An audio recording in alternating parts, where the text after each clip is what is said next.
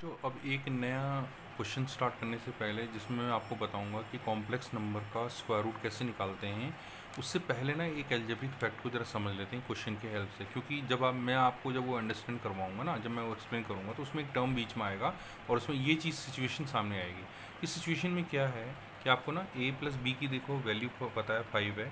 Algebra का एक fact है ये, ठीक है, और ए बी की वैल्यू 6 है और आपसे पूछा गया है कि a और b की वैल्यू निकालो। तो इसमें क्या करना होता है कि अगर मेरे को a प्लस बी दिया हुआ है तो मैं a माइनस बी का इंतजाम करूँगा। तो उसके लिए ना मैंने फॉर्मूला लिख लिया a माइनस बी का फॉर्मूला।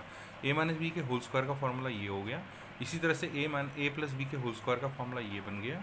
ठीक है, फिर मैंने क्या किया, यहाँ पर देखो a square plus B square है ना, तो ये सेकंड वाली ये थर्ड वाली इक्वेशन से a square plus B square की वैल्यू निकाली और ये आई मेरे पास a प्लस बी का होल स्क्वायर माइनस 2ab। ठीक, इस वैल्यू को मैंने इक्वेशन नंबर 2 में पुट कर दिया इस जगह पर।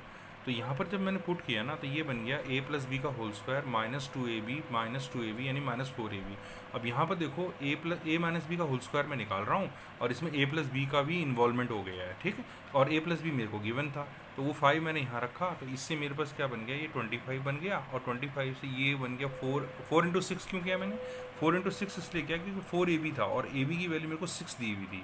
तो यहाँ से इसलिए मैंने 4 इंटू सिक्स करा, 24 आया। तो 25 माइनस 24 जो है 1 हो गया और 1 का स्क्वायर रूट जो 1 का जो स्क्वायर रूट होता है प्लस माइनस में आता है अलजेब्रा के अंदर। ठीक है, तो ये मेरी फोर्थ इक्वेशन बन गई। अब पहली इक्वेशन ये वाली और फोर्थ वाली इक्वेशन ये वाली, इन दोनों इक्वेशन को ना मैं ऐड कर दूंगा। तो ऐड करने से क्या होगा कि कोई साइन चेंज नहीं होगा और ए और बी कट जाएंगे और 2a हो जाएगा यहाँ पर। और यहाँ एक बार प्लस में लेना पड़ेगा, एक बार माइनस में लेना पड़ेगा। अगर मैं प्लस में लेता हूँ तो मेरे पास 6 आता है और उससे मेरा a की वैल्यू 3 आ जाएगी। ठीक, इस a से मैं b की वैल्यू निकाल सकता हूँ। मैं अगर फर्स्ट इक्वेशन में पुट करूँ इस a की वैल्यू को तो मेरा आंसर 2 आएगा, यानी कि 3 और 2 a और b की वैल्यू है। लेकिन अगर मैं इसको -1 लेता हूँ तो -1 से क्या होगा, -1 प्लस 5 जो होगा वो हो जाएगा 4 और b की वैल्यू जो है 1 आएगी। तो इस तरह से a और b मैंने निकाल लिया। ठीक है, तो इस फैक्ट को आपने याद रखना है कि कैसे मैंने ये निकाला हुआ है। तो बच्चों, मैं इस क्वेश्चन के बारे में बात कर रहा था जिसमें मैं ये कह रहा था कि what is the square root of the complex number -5 plus 12y। इसको हम कैसे निकालेंगे। इसकी 4 ऑप्शन आपको दिए हुए हैं। एक तो है 2 माइनस 3i, एक है 2 प्लस 3i, एक है -2 प्लस 3i और d is equal to √5 plus √12y। ठीक है, ये दिया हुआ है। अब इसमें देखो, सबसे पहले मैंने क्या करा कि जो मैं, क्योंकि कॉम्प्लेक्स नंबर है तो मैं इसका स्क्वायर रूट जो लेट करूँगा वो भी a plus iota b form में ही होगा। तो मैंने कहा कि let the square root of this -5 plus 12y is a plus iota b. तो ये मैंने स्क्वायर रूट के अंदर रख दिया और equal to a plus iota b रख दिया। अब मैंने इसका स्क्वायरिंग बोथ साइड किया तो स्क्वायरिंग बोथ साइड से ही रूट हट जाएगा और इधर a प्लस बी का होल स्क्वायर फॉर्मूला बनेगा। a square plus B square plus 2ab जब आएगा तो ये जो आई स्क्वायर आएगा ना, आई स्क्वायर की वैल्यू माइनस में होती है इसलिए ये माइनस हो गया। अब दोनों तरफ कंपैरिजन होता है। कंपैरिजन मतलब रियल पार्ट को रियल पार्ट के साथ कंपेयर करने से -5 आया और जो ये इमेजनरी पार्ट है 2ab, इसको 12 के इक्वल रखना पड़ेगा क्योंकि ये इमेजनरी पार्ट है। तो यहाँ पर देखो 2ab जो है 12 के इक्वल है तो इससे ab की वैल्यू 6 आ गई। ठीक है, ये चीज़ समझ में आ गई आपको।